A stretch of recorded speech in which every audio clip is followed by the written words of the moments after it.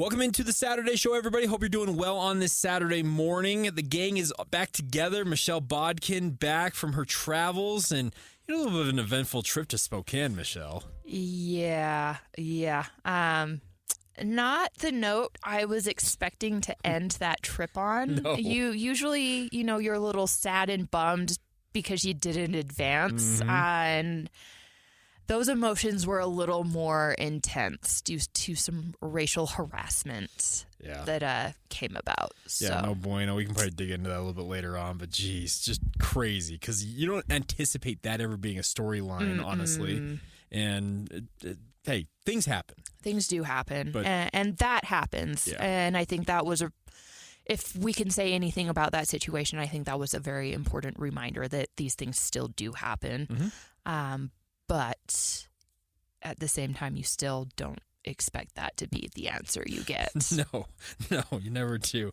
So, we'll dig into that a little bit later on. But let's get today's show started as we typically do. You got a highlight of the week for us. Ooh. I will go with the men's NIT game on Wednesday. I thought that was a really cool situation with Davon breaking that record. Of course, Brandon Carlson kind of getting his last flowers for real this time in the Huntsman Center. Sure. I thought that whole entire moment was really cool. And I was happy to be a part of that. So. We're going to dig in that here in a moment. The highlight of my week, Michelle, is I have hit my annual high water mark with baseball. What I mean by that is we had opening day. And that's my high water mark for the season. The rest of the baseball season, it's nothing against baseball. Let me be very clear about this. I struggle mightily to watch baseball on TV. I can watch it in person. I can go to a Bees game. I can go to an MLB game and have the time of my life. It's one of my favorite things to do. I cannot watch it on TV. I watch it because it's tradition. It's opening day. But the rest of the season, Michelle, I am not going to be actively watching a ton of baseball. It may be on in the background, but it is not going to be on in terms of like, I need to watch this MLB matchup. That's just not my style. So my highlight of the week, it was opening day, and I hit my high water mark with how much baseball I will probably be actively consuming, at least for months. I mean, that's fair. For me, I agree with you. Baseball, softball, soccer, though, those are all sports that are so much better in person than they are on TV. I would never choose to just sit down and watch any of those games on TV. Yeah. So that may offend some of the baseball purists in our audience, but sorry, that's just where I stand. Like, I trust me. I am the biggest proponent of getting MLB baseball to Salt Lake City because if they do that, I will be at an abnormal amount of games. Yeah, I would definitely try and hit a game or two for sure. Like I said, there is nothing better, in my opinion, than like sitting in any kind of stadium, ballpark, soccer pitch, football field when the weather is perfect and like just chilling, having a good time, drinking some drinks, eating some eats, and watching some sports. Yep. No, it's the dream right there. All right. So let's talk some more basketball here for a moment. You kind of alluded to it a little bit earlier on. You were at that NIT matchup on Wednesday. The Utes, the Runnin Utes, still rolling. They are headed to Hinkle Fieldhouse in Indianapolis. Yeah. I wish this was at Madison Square Garden still. The NIT for years, decades. Yes. Semifinals and the final were at Madison Square Garden. A couple of years back, actually 3 years back, they announced that they were, due to whatever situation happened, they were moving it around. They moved it to the Orleans Arena in Las Vegas the last 2 years, which is a decision to be sure. A choice, yes. So they're going to Hinkle Fieldhouse, which I think just in terms of history, it's a pretty good option. But the good news is Utah is still playing basketball. They're outside of the Utah Jazz, they're the only hoops team here locally that has their season still going. Give me your sense, though. They had I thought, a dominant showing against VCU.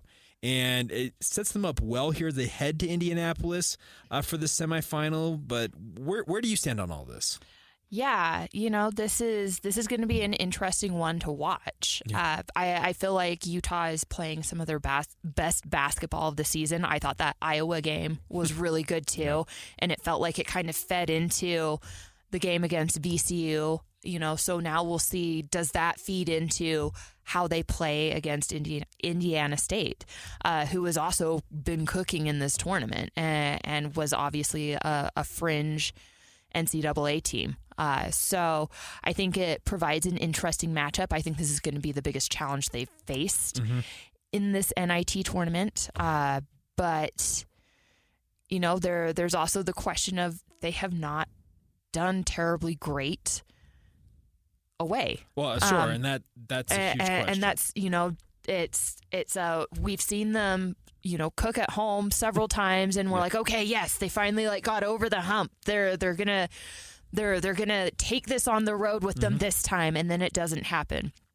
So is it just going to be more of the same, or is there something that's just clicking now that has not clicked with them before? I will say it seems like they're enjoying themselves maybe a little bit more than they were kind of in that stretch of the season where they were having the issues on the road.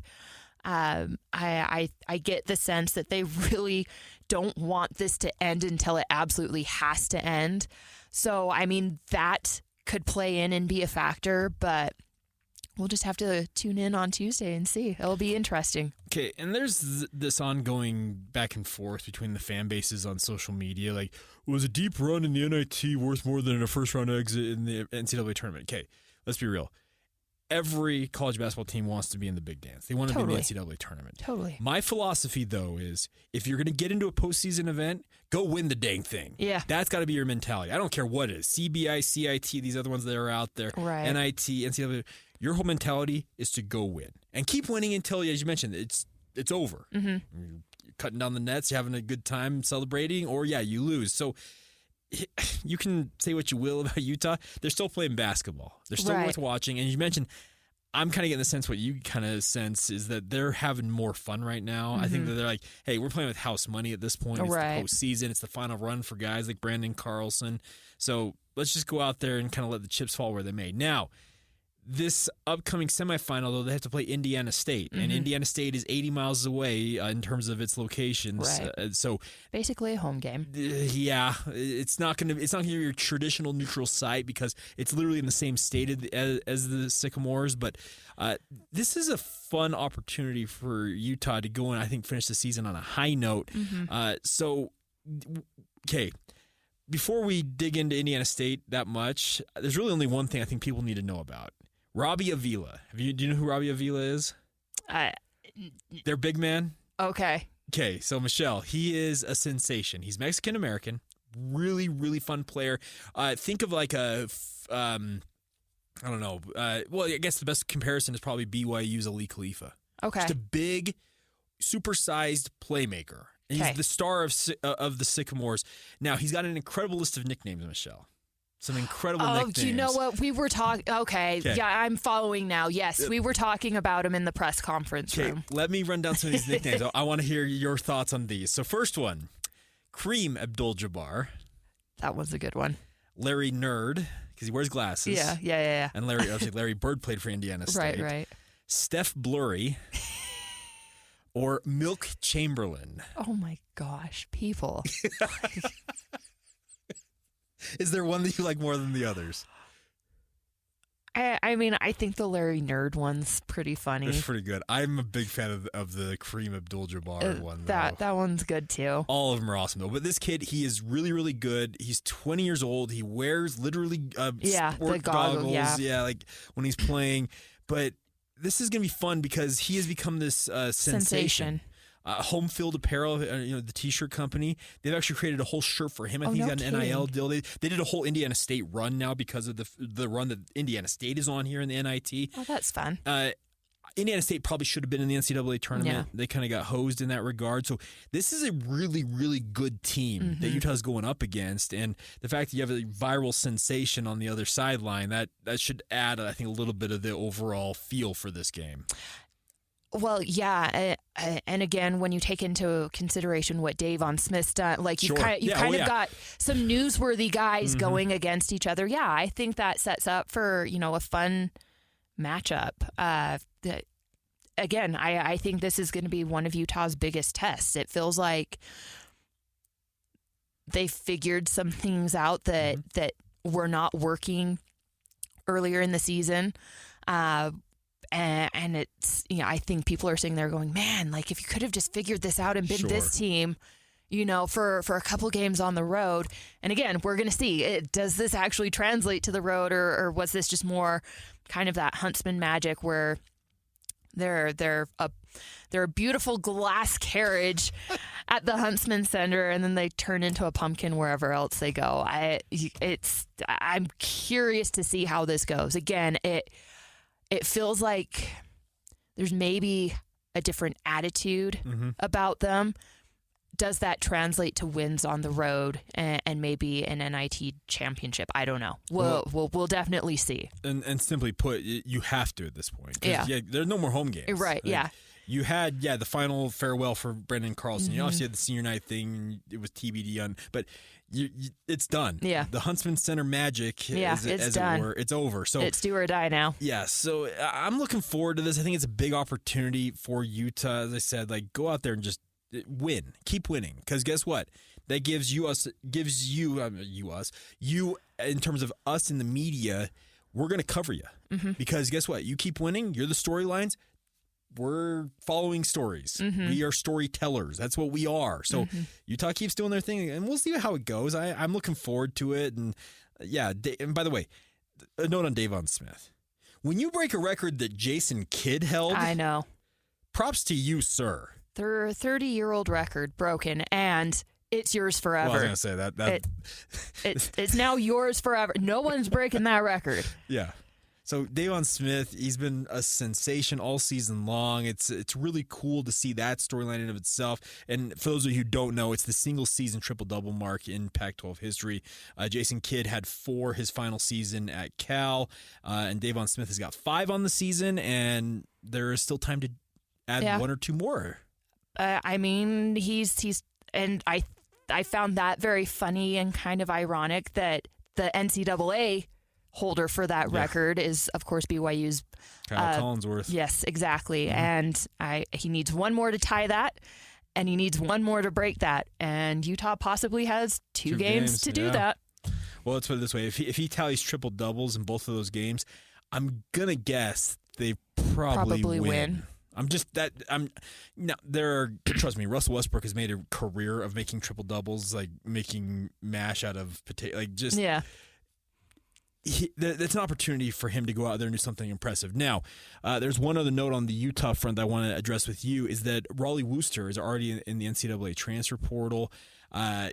Curious timing in a way, just with the season still going here, but with Raleigh still being sidelined due to injury, and I don't know if you have an update on that, but it seems like his season's over for all intents and purposes, and he's maybe just trying to get a jump on where he's going to play next. But it's a bit stunning to me that Raleigh, a guy who came with Craig Smith from Utah State, has opted to enter the transfer portal, but I guess you just kind of wish him the best and hope he finds a good spot for himself.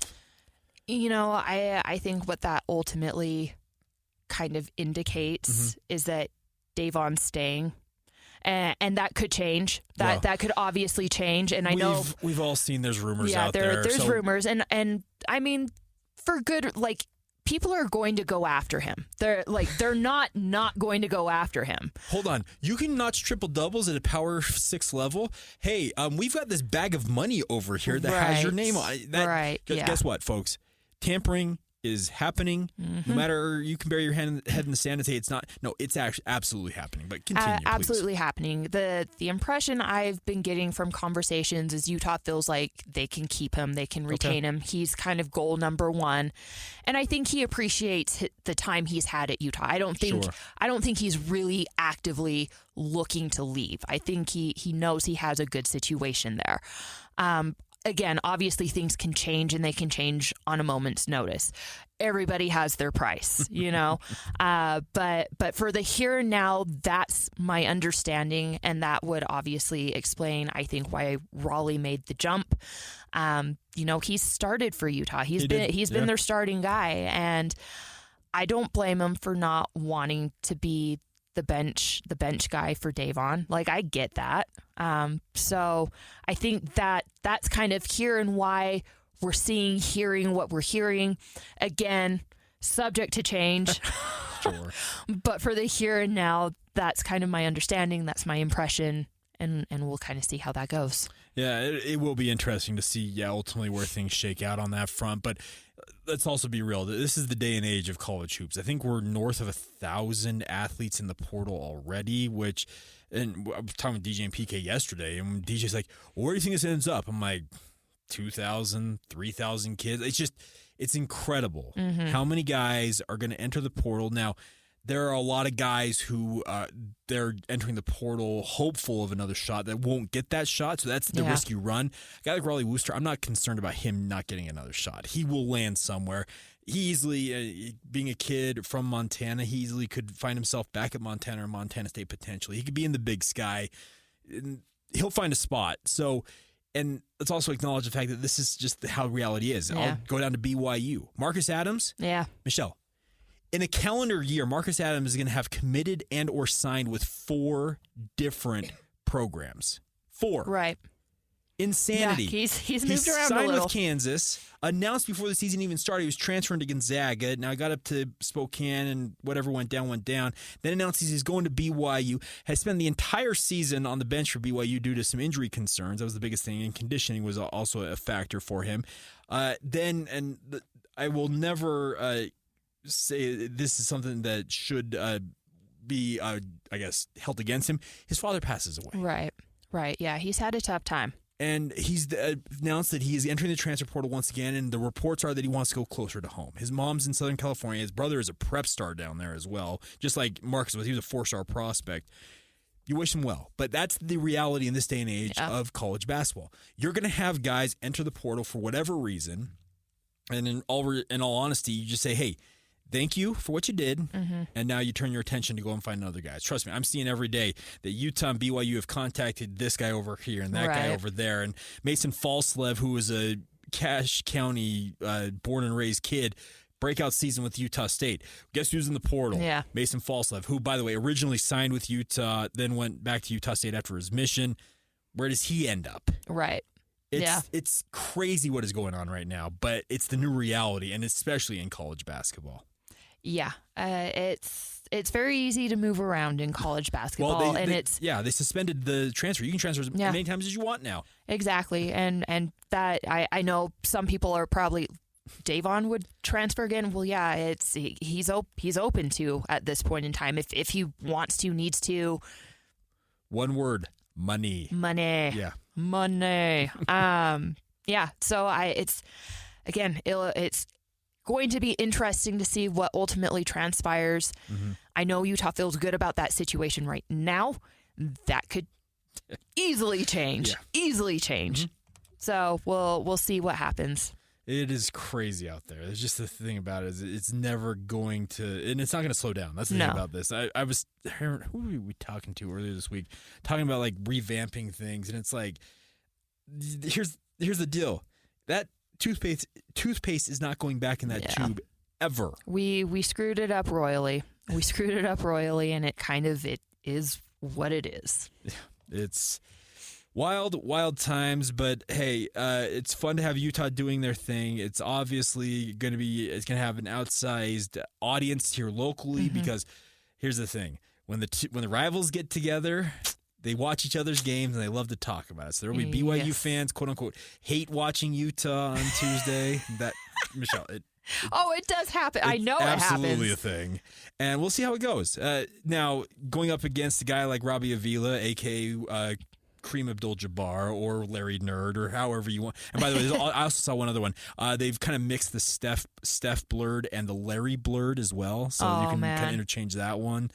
He's a sensation, and we'll see. This ISU team, Indiana State, they are very, very good, and they're going to be a pretty stiff test, especially the fact that, they're 80 miles from their campus, whereas Utah, you got to make a plane ride all the way to Indianapolis. So looking forward to it, and we'll obviously have plenty of coverage on that coming up this week throughout all of the shows here on the KSL Sports Zone. All right, we'll come back on the other side. We'll dive in to some college football. I want to talk spring camp with you. Okay. We'll talk Utah. We'll talk BYU. We'll dig into that next. This is the Saturday Show on 97.5, the KSL Sports Zone. Welcome back to the Saturday Show here on 97.5, the KSL Sports Zone. Jake Hatch, Michelle Bodkin along for the ride here on this Saturday. Hope you all are doing well out there. Crazily enough, Michelle, we're at the end of March. I know. It's one of those sports months that just flies. I mean, flies There's by. a lot. Like, I always forget, and then I always remember. And again, it's maybe a little bit of a unique situation for Utah because they have 4 sports kind of going on at once, like big sports that people care about. Yeah. At some point in time, some of those might not need as much coverage, but for the here and now, everybody's kind of doing well, and the coverage is demanded. So it's a busy month. It's actually, in some ways, way busier than football season. Yeah, it's absolutely nuts. But let's talk some spring football. That's one of the things that's happening in the month of March, typically. Now, BYU is wrapping up shop today, crazily enough. They've done a month's worth of practices, so stay tuned to KSLSports.com, and our station here, obviously, will have plenty of coverage on that. Let's start off with the Cougars for a moment here, Michelle. Okay. And the biggest thing is that BYU and that quarterback battle continues to just be, it's back and forth. Jake Retzloff, Gary Bohannon, and we've been out there. We've essentially been able to watch 15, 20 minutes each practice. The media availability has been happening, and that's been usually twice a week out of the 3 practices they scheduled. So we've seen a grand total of, if you total that up, like an hour and a half of football practices from BYU. And I'll tell you, with my own amateur eyes, there is no clear favorite in that battle. Now, is that good? Is that bad? That remains to be determined. But it feels like it is very much a 2-man race that will continue on into the summer and obviously into training camp once August rolls around. Give me your sense, because you've tracked some of these quarterback battles for Utah over the years, and Utah's biggest conversation on the quarterback front is the backup for the number 2 job, where you've got a guy like Brandon Rose, who's been in the program for a while, trying to fend off this up-and-coming hot shot freshman in Isaac Wilson. But give me your sense for where you think things stand with regards to spring football and just quarterback battles as a result of those. And sorry, Claire, do you want me to talk about BYU's the BYU end? side of things, just from kind of using the prism of you having covered it at Utah? Okay, yeah. I think very early on in Utah's Pac-12 transition, going from being a Mountain West darling to, a P5 type program, Utah had very similar type battles, right? Where they had a couple of guys that were very evenly matched.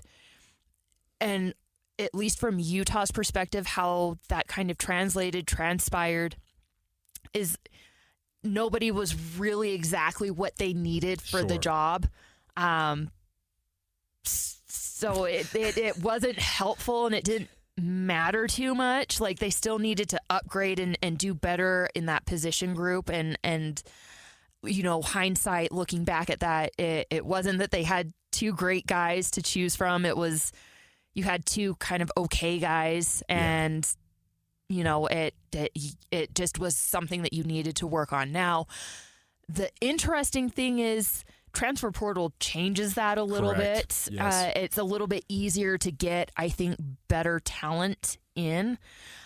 So does that mean the same thing for this BYU team? I don't really know, because it's a little bit of a different animal than it was when Utah was trying to do this. But if we're asking opinion from experience, that's what I got for you. Okay.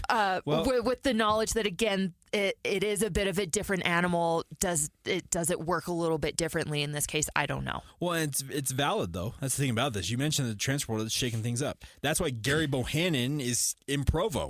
Like, that's because of the transfer portal. Like, you go back to when Utah was kind of talking about, like, their earlier years of their Pac-12 run.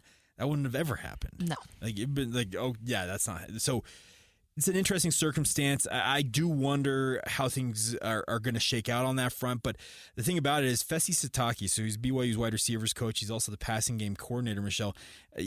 Jay Drew asked him, he's like, hey, where does this wide receiver core for you shake up in your entire run at BYU? And remember, the Fesi's been with Kalani since day one. Yeah. Like 8 years plus now. And Fesi said, this is the best I've had in my time at BYU. They go, and I'll conservatively say 6 deep, Michelle, of guys that contributed last year. And they brought back everybody that was a wide receiver of note last year. That's the crazy thing about this. And by the way, a guy that they thought might get aced out a little bit, they moved to tight end in Keanu Hill.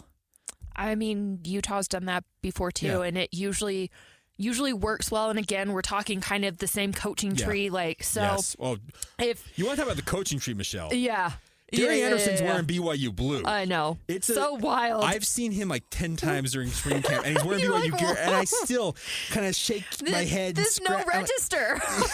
But Jay Hill's wearing blue. I know. Kaha'a is wearing blue. It's crazy. We recycle a lot around here. Let's just say that. We do. Yeah. So some of the hate's a little bit crazy because of that, but whatever. Anyway, so I think they have a good gauge of, won't this work? Sure. Because everybody's kind of come through the same system and they know what to look for. They know what to do. So that's an interesting move. Curious to see how that goes. I suspect probably ultimately going to be a good move for him. And I will say, if you don't have a real great quarterback, and here's the thing, I think BYU only needs an average quarterback. And especially if this wide receiver room is as good as Fessy is saying. Get the ball into their hands. Good receivers, a good running back, a good offensive line can hide a lot of quarterback flaws. Just like a really good quarterback can hide a lot of flaws in those other realms. You kind of need one or the other. If both are not good, you're not going to be good. And that's kind of the storyline of last year. Offensive line struggled. Quarterback play was inconsistent. Running game was near non-existent for 10 games of the season. And guess what? BYU slumped to a 5-7 record. They lost 5 straight to end the season. Like brutal aspects of that season that you're absolutely right about. If that wide receiving core is as good as it's cracked up to be, and I believe it is, by the way, people I've talked to down there, they rave about Darius Lassiter. Okay. A lot of people talk about Cody Epps and Chase Roberts, and by the way, they're both fantastic. I mean, they're knowns, right? We're a little more familiar with them. But Darius Lassiter had some incredible moments last year. But I'm telling you, people that are inside that program have told me, Jake, he's the guy. Okay. Let's go. And if he ends up becoming your alpha wide receiver, guess what? You got 5-6 other guys. And oh, by the way, there's this guy, remember Cody Hagan from Corner Canyon? Comes home off of a mission this spring, and he'll be joining that room. So there's a lot of talent there, and you're right. You maybe not have Jaron Hall or a Zach Wilson type level of quarterback play this season for BYU, but guess what? If you can get a guy who simply understands that, hey, I've got a guy like Keanu Hill who is, by the way, looking really good at tight end, get him the ball at tight end. Right. Get the ball out to these wide receivers. Get the ball in the hands of LJ Martin, your star running back, who appears to be the star. Get the ball into the hands of your playmakers and let them make you look good. Yeah. Yeah. I mean, you can hide a lot of flaws that way. So I think that's a good strategy for BYU. Yeah. If you're a little bit unsure about the quarterbacks, just tell them, trust the people that we do know are stars, and it'll work out. So that's what I would do. And that's kind of another, I think, difference between BYU and Utah in their transitions. Utah didn't exactly have the best wide receiver group. They had some really great running backs. Well, let's be real. It's kind of been a weak spot for 12 seasons. For forever and ever and ever. It's nothing against Kalen Clay and Kenneth Scott. They've had a guy. Yeah, they've had like a guy here and there, but not like enough to really, like I said, kind of hide some flaws. Correct. Whereas it sounds like BYU has a pretty complete wide receiver room that, as long as their guys trust those guys, it will be fine. And I would also add the offensive line needs to be better, because you need time to get the ball to those guys. Sure. Yeah. If those 3 things work, I think they're in decent enough shape. Well, and trust me, they're banking on the offensive line having a rebound year. That's been actually the emphasis that Aaron Roderick has talked about multiple times on the record. He said, we're getting back. We want to run the football better. We need to be the team that we were in 2020, 2021 when Tyler Algier was running wild on people. LJ Martin looks the part of kind of the next star running back for BYU. Guess what? He ain't going to do anything without anybody in front of him blocking for him. Yeah. You've got Connor Pay, you got Waylon Lapuaho, you got Braden Keim, who are 3 starters from last year coming back. So you got a good core to build around there. Now, can you get them back to the level that they were at? I think the hire of TJ Woods, people are really, really high on him.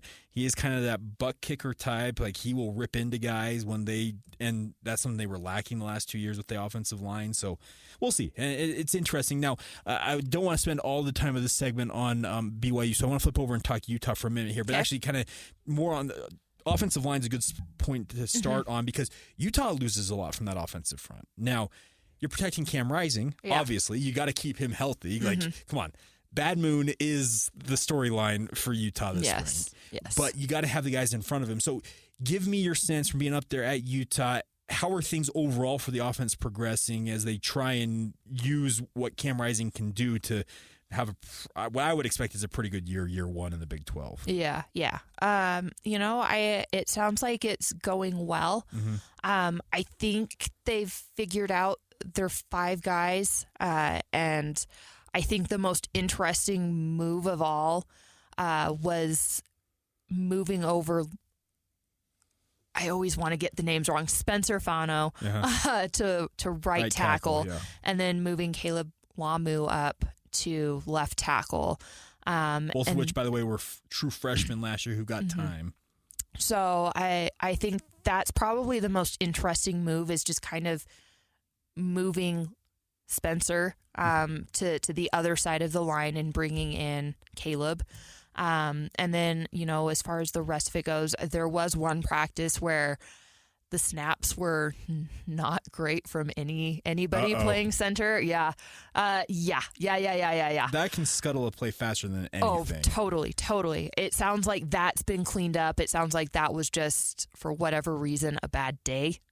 But not a consistent pattern, so that's good. But, we'll see how the rest of it kind of shapes up. And then Utah and Jim Harding is always, kind of harping on, it's not even just the first 5 guys. We want 8 or 9 or 10 guys. As every program should aspire to have. That we feel comfortable, if someone gets injured or needs a break, we can slide you in and there's not going to be any issue. So, they're just kind of working through that process. I think they have the talent. I think they have the guys to be able to do that. It's just getting the reps, getting comfortable. Because, again, this is a room more than anyone else except for perhaps the defensive line where you have to work together. Like, you have to work. If you're all doing different things, it's not going to go well. Yeah. Well, and I think that's the bigger point is, yes, the offensive line and just the offense in general, you got to work in sync. You got to be in. We talk all the time, and coaches use it all the time. It's coach speak. I get it. Every guy has to do their job. Anyone who's watched football at any level knows that if you have 1, maybe 2 guys screw up on any given play, guess what? A bad snap, a bobble of a handoff, a wide receiver running the run.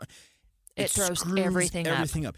A block missed on the offensive line or blocks missed. And so they're not wrong when they say everyone's got to do their job. But that's where it comes together. That's where spring's kind of this period where you try new things out. Spencer Fano to right tackle. Caleb Omu, he moves to left tackle. You're trying to get a feel for that. Try new guys at center to see, okay, who is the most consistent snapping the football? Okay, and in Utah's case, who's going to be the number 2 quarterback? Brandon Rose, what do you look like out there as you come back from injury?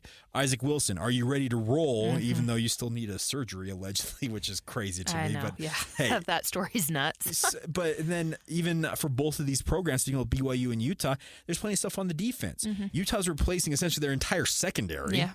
And there's a lot of pieces there. Let's be clear. They got they got guys. Like, it's Teo, right? It's not Teo. Teo. Teo Johnson looks the part of the next great safety for Utah, if you believe the reports. Alakai Gilman looks like he could be in the mix as a transfer over from Stanford. And then down at BYU, well, they only had, I think, 15 safeties play last year. I'm just talking about safety positions as examples here. Trust me, I'm telling you, BYU, I think, went 8 deep last year due to injury at safety. Yeah. So there's a lot of storylines with these teams, and I also caution everybody. I probably should have started today's segment talking about this. Spring football, take all of it. I mean, all of it. With a little grain of salt. And understand that. Or a boulder of salt. It's fine. Whatever.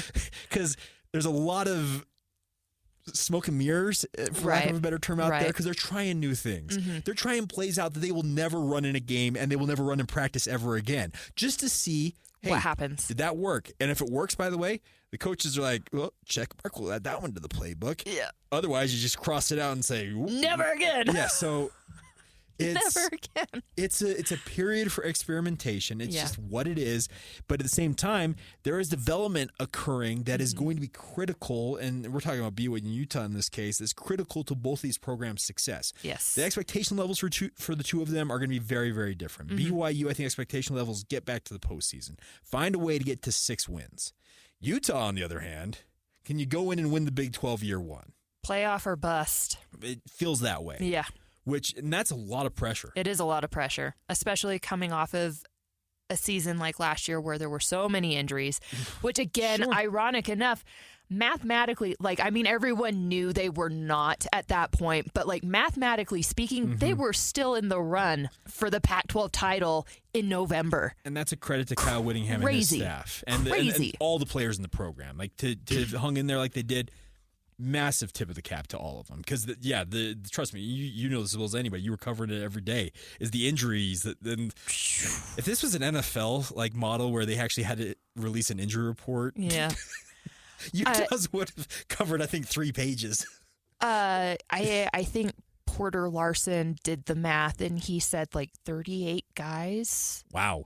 Okay. 38 guys for Utah were lost time due to injury. Uh-huh. My goodness. Yeah. It's wild, but so I guess the original point to be made here is that it is spring. It is time for guys to show out and to come along. And BYU's case, I think Cougar fans are just watching us okay, do we really have a quarterback? I get all of that, but understand that it gets real in August. Yeah. Right now, it's about skill development. It's about finding out, okay, and I think in the case of BYU, just going back to them real quick with the quarterback thing, I think they'll have an idea of who the leader in the clubhouse is after spring as it wraps up to here, but they're not going to come out and say, hey, Jake's our guy or Gary's our guy. That's just not how they're going to operate, because guess what? If that were to happen, guess what Jake Retzloff, for example, could do? Hey, there's this thing called the transfer portal. Yeah. I'm out. Yeah. So. I think there's a little bit of strategy too as far as opponents until you have to reveal who it is, and Whittingham's notoriously done this for years and years and years. Obviously when he has his guy, you know who the guy is. When they've settled on Tyler Huntley, you know that Tyler Huntley's going to be the guy. Cam Rising's going to be the guy. But when there's a battle for that number 1 spot and nobody knows, he plays it up like nobody's business. Prepare for all my guys, so it's, there's a bit of strategy there as well. Yeah. All right. We will see how it all shakes out. We'll have plenty of coverage still. Like I mentioned, it rolls on. Utah Spring, the 22 Forever game is April 13th. Yes. Correct? Yes. So we still got another week-ish. And change. Yeah. So of this left. We'll have plenty of coverage still to come, obviously, and we've been doing these updates on air throughout the other shows on the Zone as well. So we'll have plenty of spring football for you guys in the coming days and weeks. All right, coming up next, we'll round out hour 1 of the program. We'll get to technical fouls. That's next, right here on the Saturday Show. If you're coming from the street with dirty shoes on your feet, that's a technical foul. If you switch the radio to some modern music show, that's a technical foul. If you touch the thermostat, you'll get hit with a bat. 'cause that's a technical foul. You will feel my wrath. That's a technical foul. Personal foul, 69, offense. He was giving them the business. A technical foul.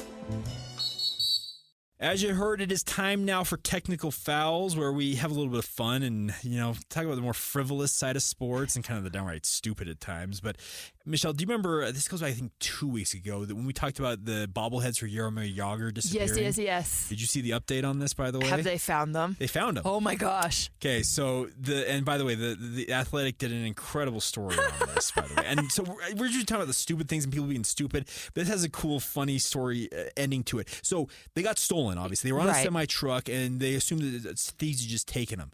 Michelle, counterfeit, the thieves took counterfeit documents to the warehouse they originally stored in when they got to California, where they came over from Hong Kong. Oh my gosh. and essentially took them. So they didn't even. It wasn't that the trucking company lost them and they got stolen that way. Thieves literally drove up to the warehouse, had counterfeit documents, and drove off with them. Oh, my gosh. So then they had a bunch of false alarms, apparently, and couldn't find them and everything. And all of a sudden, they finally got a call. Let's see. Long after returning home, so the story was the extortionists reached out and may have been delivering to a warehouse in California. So in terms of an update. And so they get a call. The baubles have been located in Ontario. Now, you're thinking Ontario, Canada? How in the world did Pittsburgh Penguin bobbleheads get to Ontario? They're not Ontario, Canada. California? Ontario, California. Oh, my gosh. No! Well, one of the quotes in the story from one of the people in the story, I didn't even know there was an Ontario, California. Well, here's the thing. Ontario, California is not far away from the port where they came in on. But they found them, so they have recovered the Jaromir Jagr bobbleheads. They're going to be obviously handing them out to the fans who went to that game they had originally set them for. They handed out a what do you call it, a ticket. Right. Yeah, you can a redeem voucher. it for this because they were going to have them redo them if they couldn't find them.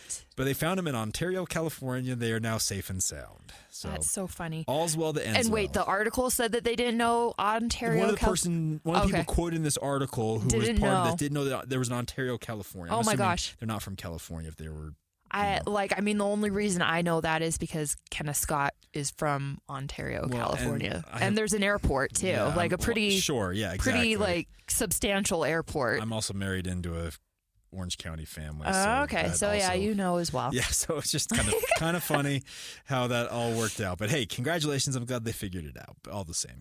All right, Michelle, what do you got for us this week? So mine is unfortunately a little more serious, and I know we're gonna dive into it a little bit more. But I'm giving my technical foul to Gonzaga and the NCAA. I understand that you didn't have the space to put people up, but really,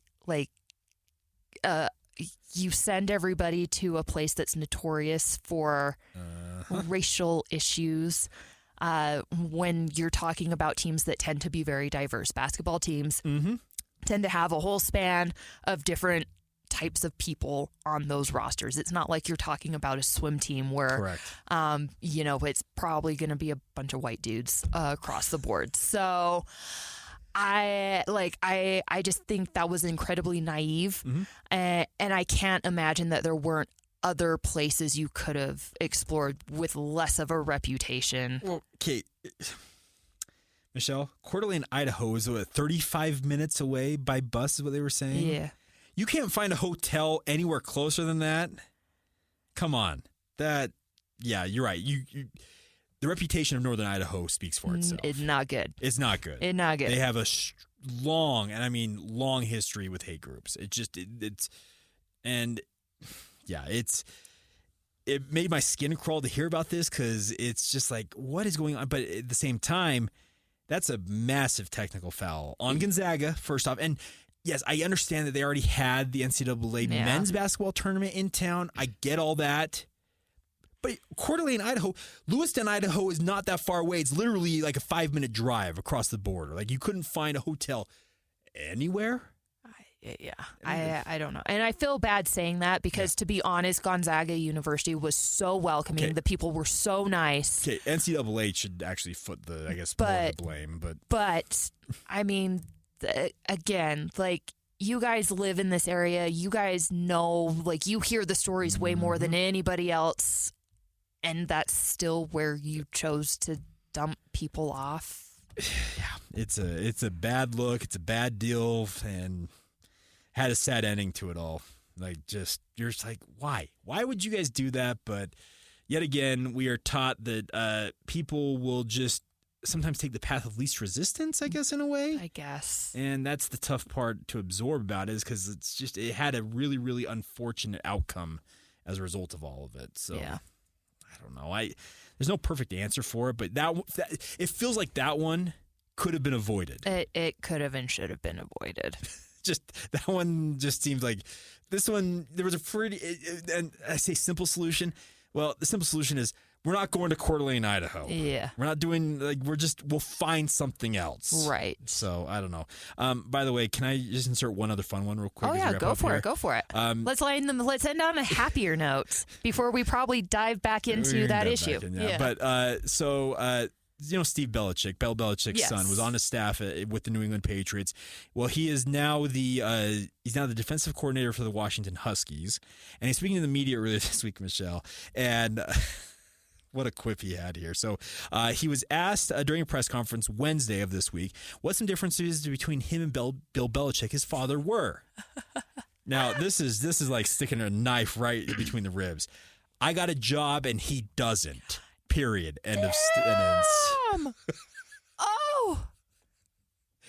Oh, it sounds like he has the same type of relationship that I have with my parents, because I could say something like that and or they would say something like that about me. But wow. Yeah. Yep. So okay, Steve Belichick, that's a pretty good jab right there. I'm impressed. It's someone that likes a little bit of that snarky sarcasm. Yeah. 2 thumbs up. Yeah. That was a good one. Yeah. So if Steve can keep this up, we will probably be hearing better quotes from him than his father has given in recent memory. Because no kidding. We're on to New Orleans or all this stuff from Steve. It's like, okay, stop it. But nonetheless, all right. So yeah, way to go, Steve Belichick. That was hilarious. Awesome. All right, coming up here in just a moment, we'll flip back over, get back into some of the other topics we have not had a chance to touch on quite yet. We got a lot to cover. Still ahead, right here on 97.5, the KSL Sports Zone.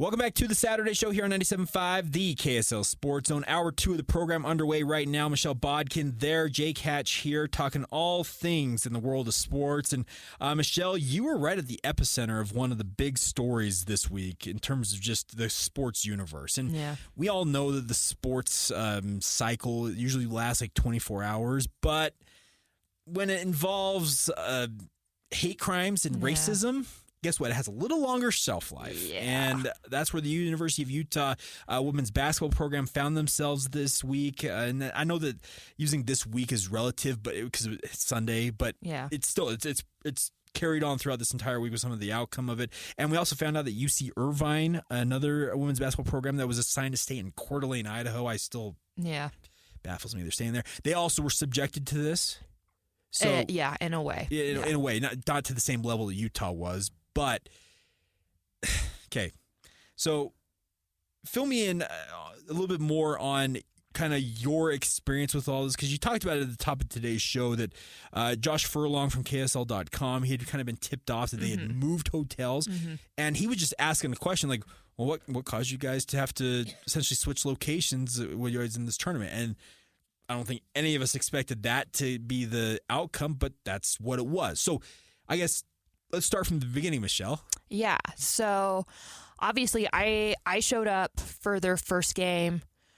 It would have been Friday. Okay. Their first game on it. So I showed up. Their game was late on Friday.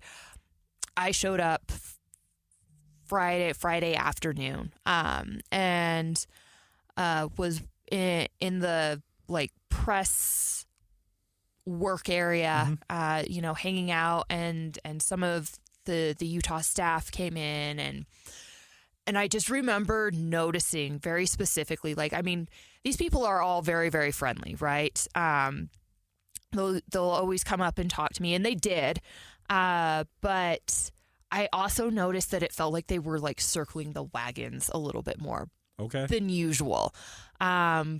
Maybe a little less chatty, hangouty, whatever. Okay.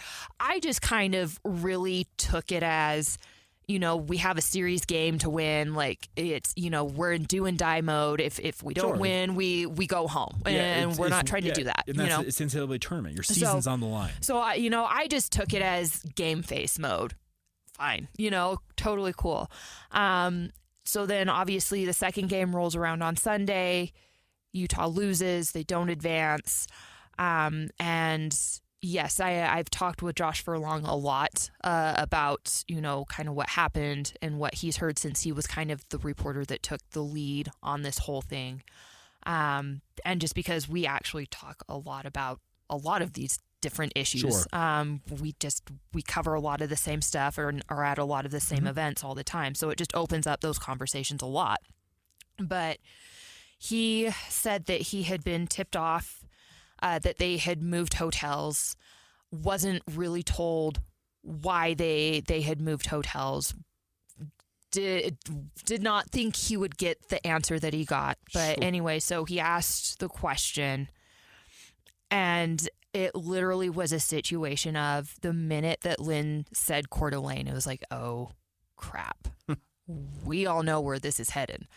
And it just literally sucked the air out of the room. I mean, it was like, wow, like what do you say next? How do you ask any other questions after that, you know? And, you know, the whole thing kind of wraps up. Turn around, Charmel Green is standing there. Mark Harlan's standing there. Okay. Chat with them super, super briefly. And you can just see that, I mean, both of them are just absolutely shook to their core. And it's so, you know, we all just kind of move on to put the story out. That's not, and you know, how I wrote my initial thing is you always know that there's going to be heartbreak in these tournaments, right? Like, yeah.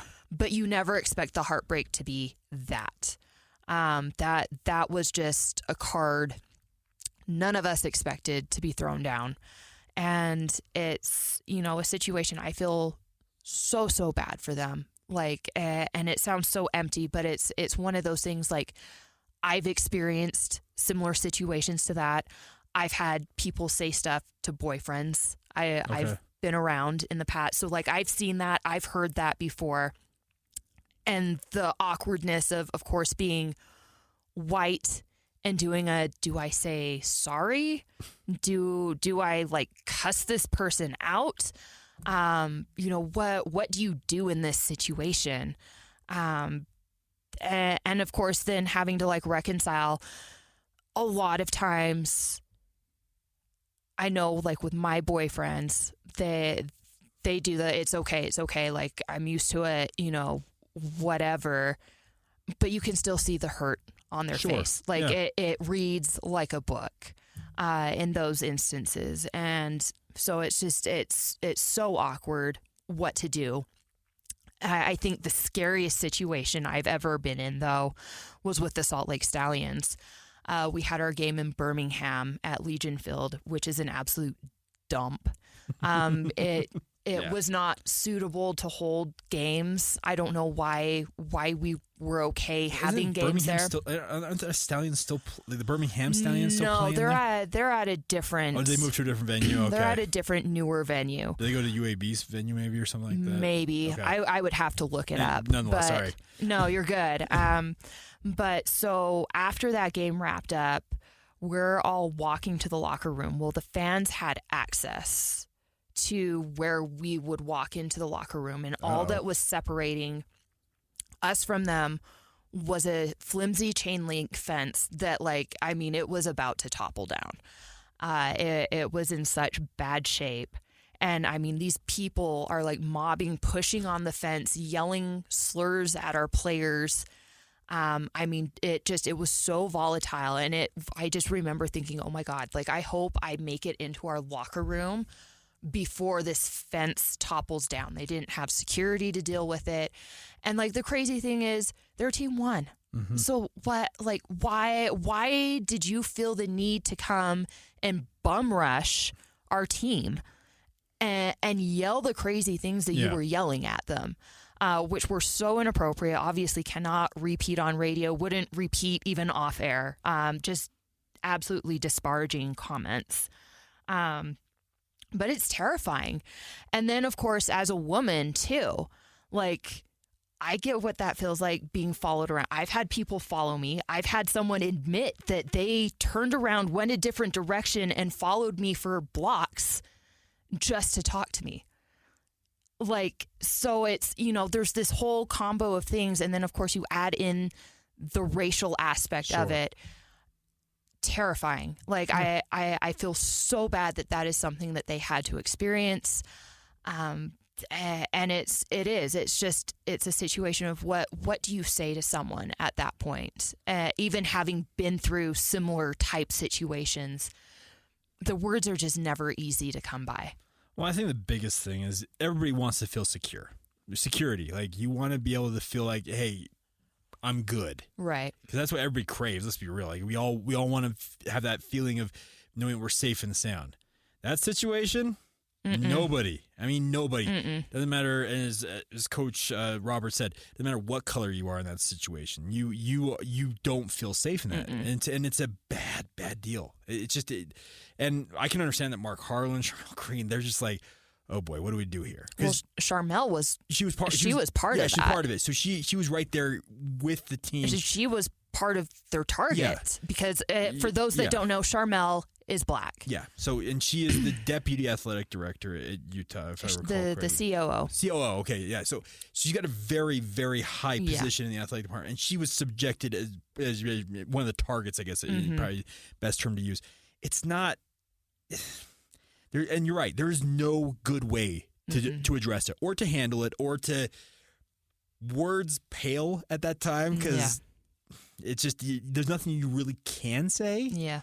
But I think actions speak louder than words, and I am hopeful, and PK also mentioned this, that you hope that they catch whoever did this at some point. And they're called to account for their actions because it's an ugly, ugly thing. It's a reminder that, guess what, stuff like this still exists in our world, and it needs to be eradicated. It does.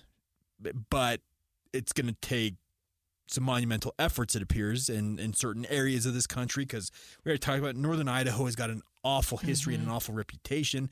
I have got friends who I know very, very well who grew up in southeastern Idaho who said, Jake, and these are the two I can think of off the top of my head, they're both Caucasian males.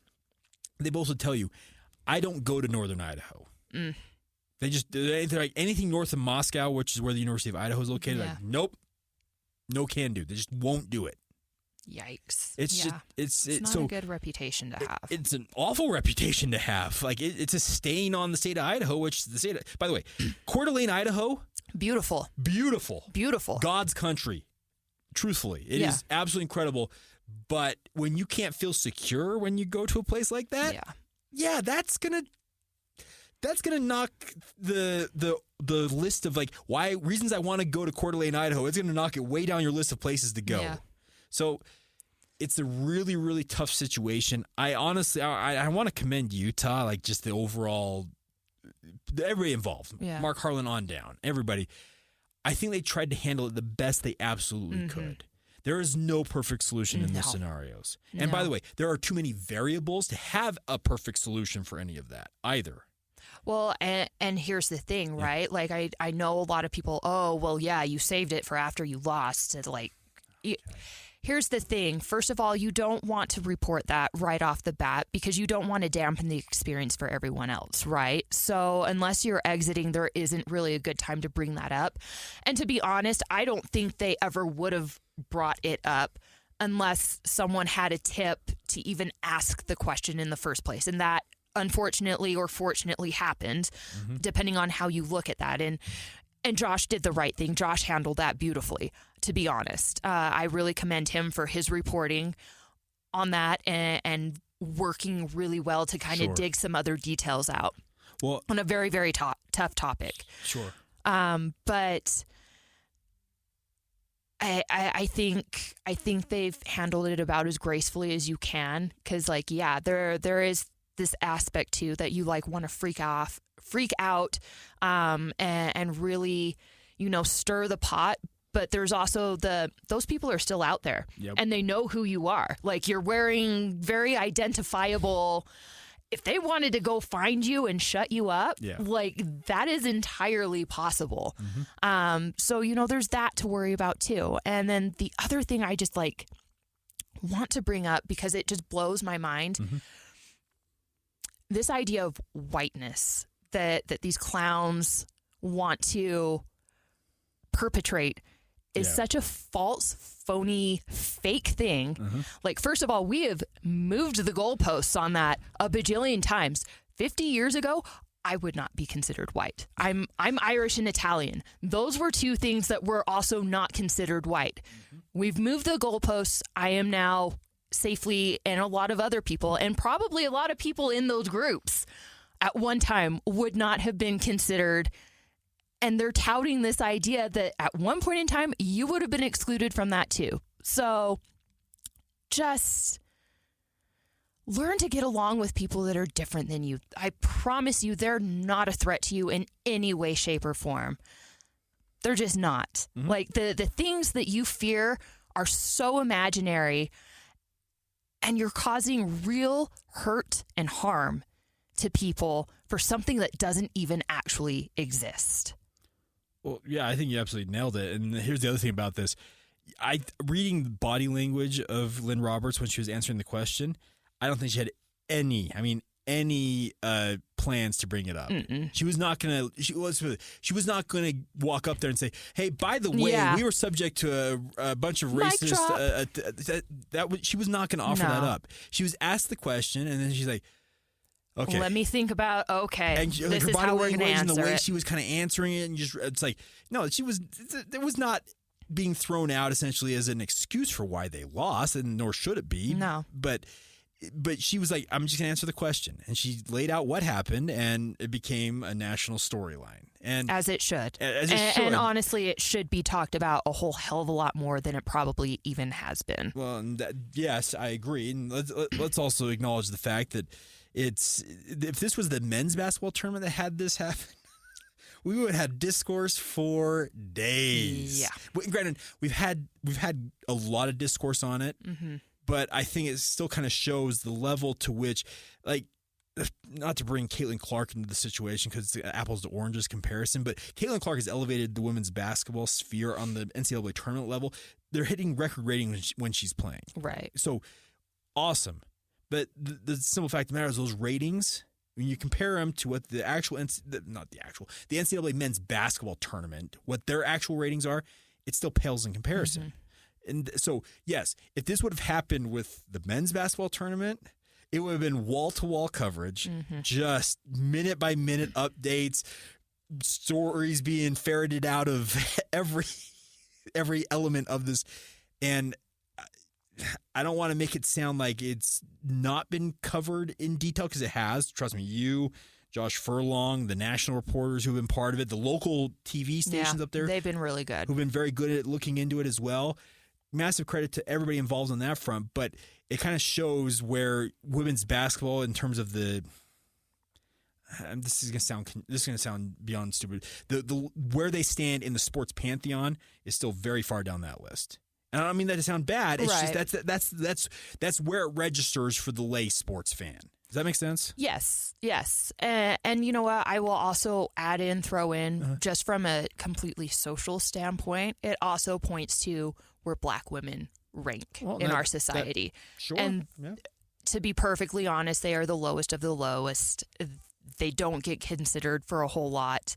I could go into crazy detail on all of this, but there is a lot of truth to the fact that Black women are the least respected individuals in our country, and that should also change and stop, because not only do you get hit with the woman thing, you also get hit with being Black. And it's a double whammy that, again, is so damaging. It is so damaging. So let's just respect the people around us better. Let's be better. Yeah. Let's do better. Yeah, I think this is a lesson and a reminder to all of us. This stuff still happens. It does. And it needs to be addressed, and it needs to be talked about. And I don't care if you don't like talking about it. And unfortunately, there is this case where these two worlds, the political or racial, whatever, has interchanged with sports. And so it has to be talked about, whether you like it or not. Well, and you're absolutely right. And it kind of brings me in. I want to kind of transition a little bit here. Have you seen the whole thing with Kim Mulkey this week? Oh my gosh, yes. Okay, Here's the thing, Kim Mulkey. You have made the Washington Post whenever. By the way, she is. If you didn't see it, she went off in a post-game press conference, unprompted, no less. Yeah, threatening to sue the Washington Post for essentially, I think she's claiming it would be slander or libel. That's probably the ground she would do it under. About an article or a story that is forthcoming from the Washington Post. That story has not been published yet. Right. TBD on when it actually is published, and she's kind of setting like the groundwork for like her saying, "You don't don't you do that? Don't you dare do that!" And it's like, okay, here's the deal, Kim. You know what? Your reputation precedes you. Yeah. Your time at Baylor was rife with controversy in multiple scenarios, and it's you kind of look at it and say, okay, what is in that story? Like, yeah. What are you so afraid of that you feel like you need to jump out in front of it? Sure, and it's just it's a very, very touchy subject across the board with all of this, because you're right. It involves race, it involves sports, it involves politics. Mm-hmm. Guess what? That's a trifecta of combustible material that when you put it together, it's like napalm. Boom. Yeah, and so. It feels weird for me because I've been in a very different circumstance than everybody involved in all of these stories. Yeah. I am A, male, B, I am white. Like there's just like so many things so I feel like almost a fish out of water talking about it. Mm-hmm. But that's where I probably need to be better on my end, where I need to be more comfortable talking about it. Yeah. Because I think all of us need to. I mean, here's the thing. I've done a lot of work on this. Like, sure. I would say that this area is actually a specialty of mine, but it didn't happen overnight, and it happened quite by accident. Mm-hmm. But it just always felt like a bit of a calling that I need to be able to toe this line. And I've had a lot of people trust me with a lot of touchy, sensitive, tough topics. Okay. And, those conversations also require you to swallow a lot of pride and do you know what? Yep, I benefit from this. I that. But be able to also put it away. That doesn't make me a bad person, because I'm obviously here trying to learn and absorb so I can help make things better. Well, and that's, I think it kind of like to the Kim Mulkey thing. Like, okay, what did you say / do? It is going to put you in the crosshairs of, I don't know who, that you're trying to essentially lay the groundwork. Like, oh, don't you dare do that. I didn't do that. Or don't you dare publish this story. Like, she's trying to essentially get them to kowtow to her demands. Well, guess what? There's apparently something in that has got her nervous. Yeah. And she does not want that out there. And let's also be very frank, it's probably because she's got a financial incentive with this, because she's making quite a bit of money from LSU. Mm-hmm. She's won a national title there. They won the national title, right? Mm-hmm. Yeah, they won it. Yeah, they won it last year. And they've done an incredible job like turning that around. She turned it around overnight. Mm-hmm. And I don't think she wants to see that golden goose cooked. Of course not. Nor should she. I get that, but of course not. But you know what the easy answer is? Stop resisting and do some internal work. Yeah, which it's very clear you need to do and you have not done. Clean up your act. Yeah. Yeah. And I think all of us can be better about all that stuff. So yeah, it's an uncomfortable topic. Let's be also very frank about it. It's an uncomfortable topic, but kind of to your point, it's a topic that we need to be becoming more comfortable with, mm-hmm. because guess what? It affects people that we associate with every single day. And I started off this segment talking about the fact people want to have security. Mm-hmm. Well, guess what? They're not able to have that security when crap like this is still happening. Right. You know what? The other kind of hard part, just kind of talking about Charmel. Charmel helped me out with a situation last spring that I was a little terrified of, in order to make sure that I'm able to go and do my job whenever I'm up on the University of Utah campus. It kills me inside that she's experienced a situation, and there's not a lot that I can do to repay that favor. Oh, yeah, that other than be able to talk about it. Yeah, you're there for her, and that by the way, I think that alone though, Michelle, honestly, and this is just unprompted, I think that goes a long way in many respects though. Being there for people, they want people to know that they've got people on their side. And that I'm speaking generally for anybody, like no matter what the circumstance is, they just want people that, hey, we got your back. Mm-hmm. And guess what? The University of Utah, they had their players back, and they had Charmel Green's back. And that's awesome. It's commendable, but geez, what a brutal situation. It's, like I said, it's not an easy topic. There's not a perfect answer for any of it outside of essentially waving a magic wand and saying, everybody stop being what. Jerks. Yeah. To put it nicely. Yeah. Stop being, yeah. So, I don't know. All right. We will take a timeout here. We will get to some talk of the Utah Jazz. We got to also check in on the NCAA men's and women's basketball tournaments. They are, by the way, still playing basketball. So we'll get to all that next. This is the Saturday Show on 97.5, the KSL Sports Zone. Welcome back to the Saturday Show here on 97.5, the KSL Sports Zone. It is time now for 5 minutes of. And Michelle, I want to start off with the NCAA men's basketball tournament.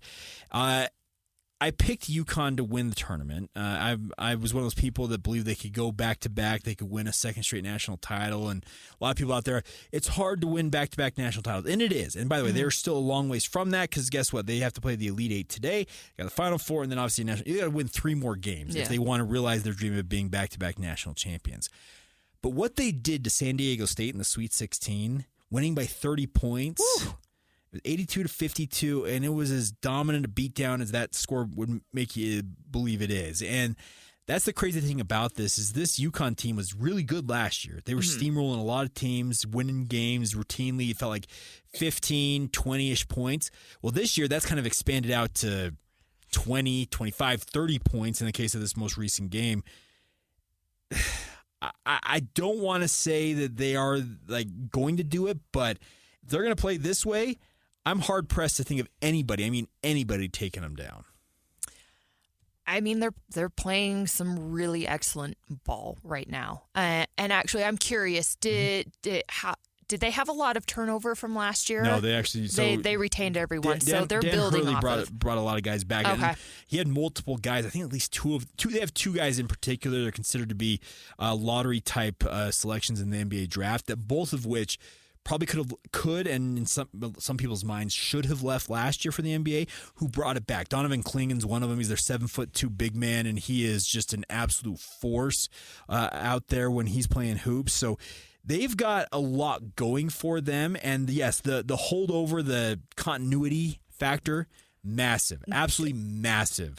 I mean, we see that time and time again, right? There's a reason why we think Utah football is going to be so good. It's because they're bringing back a lot. It's the same thing with this UConn team. Mm-hmm. When you hear and you find out that there's a lot of continuity from the year before, that they're just building off of that success, seeing them do what they're doing in this tournament, and especially knowing the way that college basketball typically works these days, where you're turning over rosters, it makes a whole lot of sense why they look the way that they do. And maybe, I don't know, a clue that maybe doing this whole jumping around the grass has to be greener someplace else business isn't really the way to accomplish what you want to accomplish. Well, and you're right. That's the thing about this. And these coaches are trying to convince these young men of that, like, hey, just stick it out here. Just be a part of this program. Develop here. You don't need to go chase X, Y, and Z. And now, that's very noble and whatever, but there aren't a lot of Brandon Carlsons that will actually take that advice. Sure, and there's a lot of guys who, when they're out, like, oh, you'll give me $150,000, I'm your man. Yep.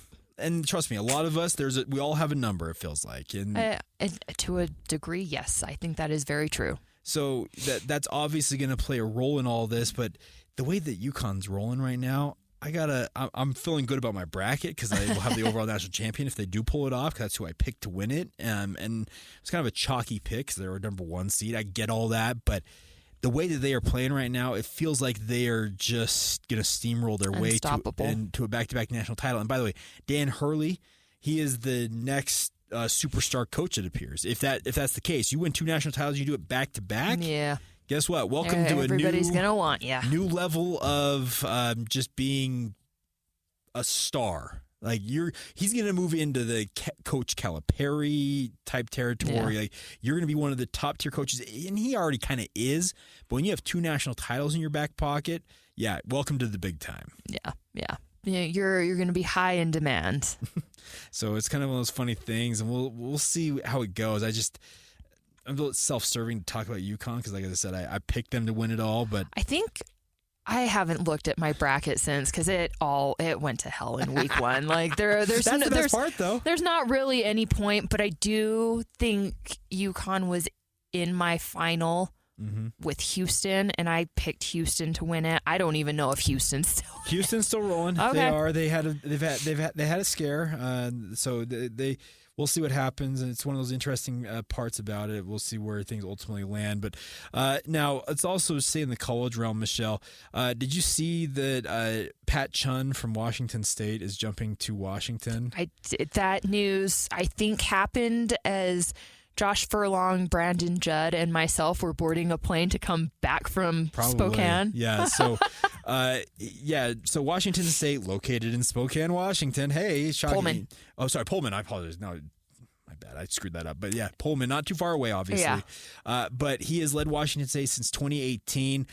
He's been on the college football playoff committee. He's been part of the transition with the Pac-12. Fighting to keep the Pac-2 alive, and then is like, see ya. And all of a sudden, hey. Big Ten. Bingo, yeah. And probably he's getting a massive check to do it because Troy Dannon left Washington after 5 months there.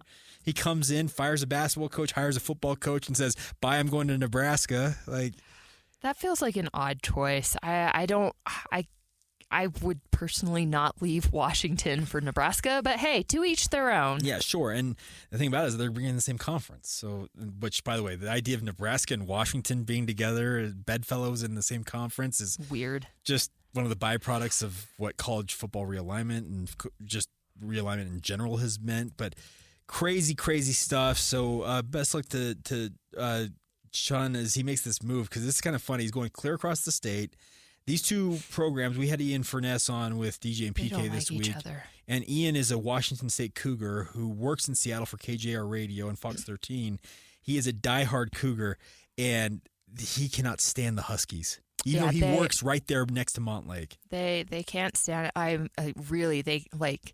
And I think it's because there's a little bit of a classism thing there.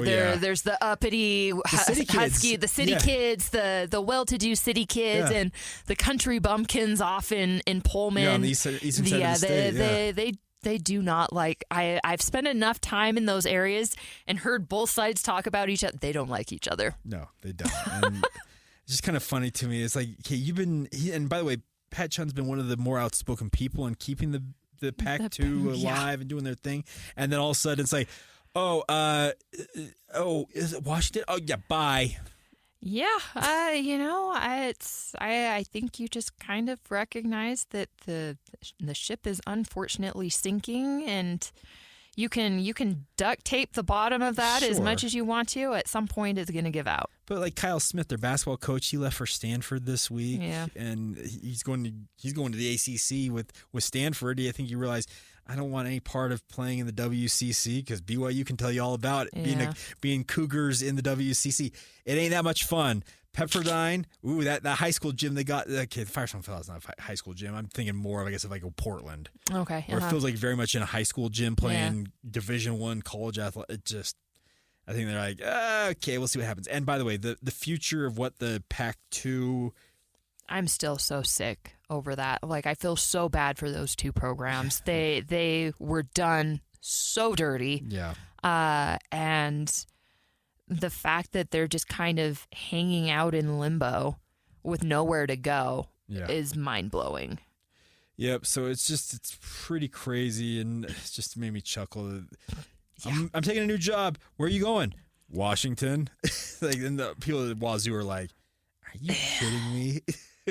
So crazy times. It's one of those kind of funny stories that you feel bad for Wazoo and Oregon State, because Oregon State's the other program in this mix, but it's kind of just the byproduct of what happened to you guys. And it sucks. It really does. But Jeez, it's just like, oh, way to go, guys.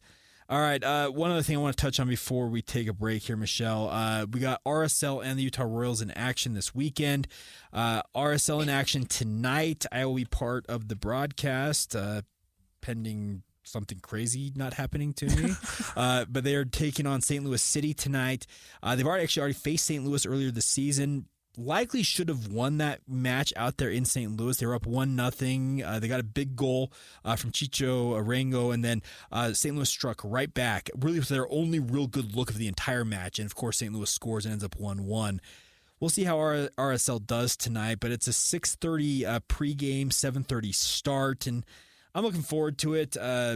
Fingers crossed that the weather is somewhat decent. Now, they already had a game where they played in, felt like a foot of snow. It was only like 3 inches, but still, it was just brutal scenes against LAFC, prompting their head coach to, we shouldn't have played this game. Oh my gosh. You were asked before the game if you wanted to play it. You said yes, so get off your high horse and stop your whining. Miss us with that. We'll see what happens, and we'll see what happens tonight. Rain's one thing. It's snow's when it gets really kind of bogged down with any sport, especially soccer, but kind of funny. And then the Utah Royals tomorrow, they are head for their first road match of their return. They head to Washington, D.C., taking on the Washington Spirit, and that is Ashley Hatch, if you know, former BYU soccer player, now on the U.S. Women's National Team radar. She plays for the Washington Spirit. Okay, well, lots of local connections there. Yeah, it would be interesting to see how it all shakes out. So once again, if you want to tune into both of those or any of those, you can check that out. KSLSports.com. We'll have the live streams for you. 6:30 pregame tonight for RSL, and then 10:30 pregame tomorrow for the Royals. And it's going to be kind of taking some getting used to for me, Michelle, like having like morning matches here. But that's the NWSL has a Sunday schedule where they actually play. It's like 11 a.m. Mountain Time. It's 1 o'clock Eastern. So we'll see. It'll be kind of interesting to see how they adapt to it. Yeah. It's going to take some adapting because the fact that the Royals are back is awesome in and of itself. Totally awesome. But it's kind of funny that just you have to get used to kind of new formats of things. Does that make sense? It's like, oh yeah, they play at 11 a.m. I will tell you what, Utah football played several like 11 a.m. noon games. Never got used to it. It was the worst. Let's not do it again. I think all of us out here, just being on the college football front, we got so used to with the Pac-12 and BYU and Independence and everything. They played late night games. It was just a simple fact of life. And then when you happen to when you switch it on us. Well, by the way, it's switching going forward here because when you go to the East Coast, you're in the Big 12, you play at West Virginia, you play at UCF, Cincinnati, who are in the Eastern time zone. Guess what? Unless it's a primetime Eastern game, which still is going to be like 4 or 5 o'clock here if it's a primetime Eastern, they're going to play a lot of games at noon Eastern. High 10 a.m., body clock, brutal. Gross. But hey, that's the world that has been bestowed upon us. Yeah, bestowed upon us is a good way to term it there. It's whatever. Oh man. Anyway, your face said it all. I don't love it. I don't love. And here's the thing. Anybody really loves it. I have such a weird thing about. I love night games for football. Love night games for football. Under the Lights is great. I do not like night games for basketball. Let's wrap this up at noon. So, well, okay, I guess on the basketball front, that is absolutely going to be part of Utah's future in the Big 12. BYU played multiple noon Mountain Time tips. Good. So it's wintertime, and I want to be home in my jams by 5 p.m. Well, that'll be more of a possibility here going forward. So good news for you on that front. Okay, well, that part works out for me. The other part I don't like. It's kind of just one of those weird deals. So I don't know. It's football, the mix. It always crosses over, it feels like, at some level. All right. We will come back. We will wrap up this edition of the Saturday Show with some final thoughts, news and notes. We'll get to all that right here on 97.5, the KSL Sports Zone. Welcome back to the Saturday Show here on 97.5, the KSL Sports Zone. Michelle and Jake along for the ride, wrapping things up here on this edition of the show. And Michelle, we have not talked a lot of Utah Jazz today, but let me be frank. There's not a lot to I don't want to talk about the Utah Jazz. There's not a lot to talk about. Michelle, DJ and PK did something I have rarely, I've done almost 10 years of radio with these guys. They did something yesterday I've never seen before. They literally, so their Facebook page is very active. They put questions up there. People interact with it. It's a big part of the show. We literally have what we call Hot Takes or Toast every morning at 7:30. It's the biggest question of the day, and it's going to drive most of the conversation in the show, no matter what it is. And it ranges from Utah football to RSL soccer and it's been the Utah Jazz a lot. And just by simple fact that they're maybe the biggest single entity sports-wise we have in the market right now. Yeah. They literally put on their Facebook page yesterday, we have David Locke on Fridays. It's been that way for years. What questions do you want us to ask David Locke? We're out of ideas. Oh. And David Locke was not happy about it. He said, if I was a program director, I would have been very mad at you about this. But I don't think they're wrong. Yeah. I mean, you can only spiral so long and talk about said spiral for so long until, I mean, you've pretty much beat that horse to death. And I can think of other, topics like the injuries last year with Utah. Like, there's only so many ways and times that you can talk about that and how bad it sucks. And thank goodness they have depth but the season needs to be over because it's just been brutal and we're done and we're checked out. And I will never get over the Uno Doctor thing. That'll be the hallmark of that part of that season. That was a comment for the ages. The quip was just perfect. And the way it was delivered, the body language, perfect. Chef's Mwah. kiss. Yeah. Yes. But the Jazz are in the same boat right now. Like, how much do you talk about, wow, they suck? We can't. We're out of ideas on how much they suck. Yeah. Because guess what? They made moves at the trade deadline for the second straight year to weaken this roster, to find themselves in the lottery once again, and they've done that. Mission accomplished. And by the way, we still have 10 games or some odd to go, and I'm just like, Only like 3 more home games, yeah, though? but it's just... Yeah, I mean, it's still a lot of bad basketball to watch. And it's trust me, this is a team that they're trying. They're not going out there and purposely being bad. There have been some games I've questioned it, but by and large, they're competing. Yeah, there have been a lot of games where they've been within a bucket or two when the fourth quarter starts, and then the other team's like, "That's cute. This is over." They go on a run, and it's all she wrote. And we're shutting this down right now. It's just the storylines. Let's see, 1, 2, 3, 4, 5, 6, 7, 8 more games. And I'm not going to lie, Michelle, I don't know how many other storylines we can manufacture out of this. Unless they start winning a little. The problem is, Michelle, they play the Cavaliers, the Clippers, the Warriors, the Nuggets, the Rockets, the Clippers, and the Warriors. Forgive me, stupid comment. Sorry, I don't make you feel bad. No, but you're not making me feel bad. I don't have... sorry. I forgot the Kings in there, too. My bad. Well...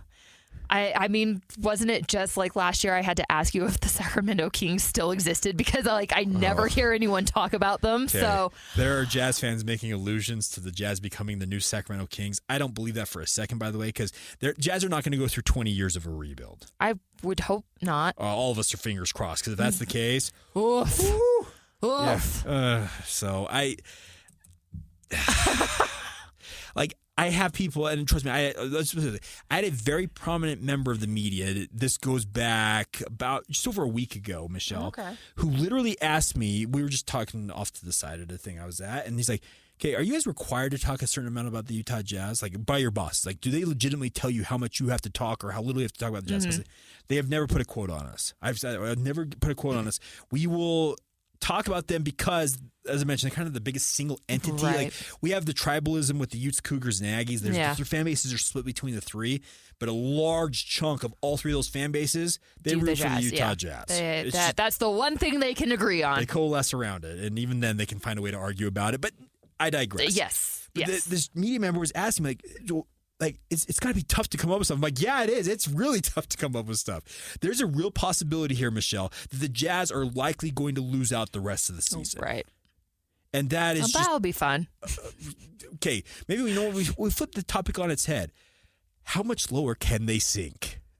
Maybe that's what we should be talking about. I think that's a dangerous question. It is a very dangerous question. But that's you know a dangerous what? question. With everything else that's gone on this season, it may be the one final thing we got to talk about. You know what? All I can say is I'm glad I only have to talk about the Jazz usually for a small segment. Well, On Saturdays, I'm not Ben, and it's not my job to really track and or care. So. Yeah. Thoughts and prayers for you, Ben Anderson, as the Utah Jazz insider for KSLSports.com. By the way, which Ben is doing an incredible job. He's doing a great job. His podcast, Jazz Notes, I would encourage you to check that out. He has a really good job with that, doing incredible coverage. I said, I'm not making light of this. Manufacturing headlines, talking about how poor this team has been playing. It's not an easy thing to do. Yeah. We all want to talk and write about and cover teams that when they're win. winning. Yeah. Winning is way more fun than losing. Oh my gosh. And by the way, in terms of the media access, a lot better when things are going well. Yeah. When it's not going well, you talk about the circling the wagons earlier today. Mm-hmm. It gets circled up real tight, real quick. Yeah. All right. And with that, that's it. Finn. So, La Finn. We'll call it a day. All right. Thank you to all of you for tuning in. It's been a fun show. I've covered a lot of territory. Honestly, we have covered a lot on today's show. So thank you to all of you. If you missed any part of it, check it out on the podcast. Just search out The Saturday Show wherever you get your podcast. We're also now, the KSL Sports Zone podcast are now on YouTube, Michelle. Yeah, that's what I keep hearing. So check that out as well. If you like to use YouTube, you can find it there as well. But for Michelle, I'm Jake. Big thank you to Sarah for producing for us today. And we'll be back next week right here on The Saturday Show.